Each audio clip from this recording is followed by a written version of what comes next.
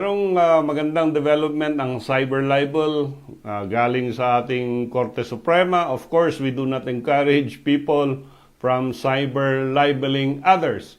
Pero in a recent decision ng ating Korte Suprema en banc, sinabi la instead of imprisonment, ang cyber libel penalty will now only be a fine minimum of 50,000 peso fine.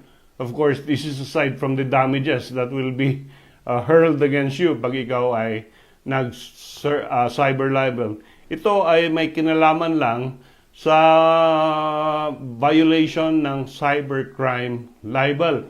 At based doon sa Supreme Court Administrative Circular number 08-2008, ito yung guidelines on the observation of rule of preference in the imposition of penalties in libel cases, inaalaw na ng ating Korte Suprema at the discretion of the judge na instead of meting out a penalty na nandoon sa Republic Act 10175 na imprisonment, option ng huwes na mag-impose lang ng libel fine of 50,000 pesos minimum.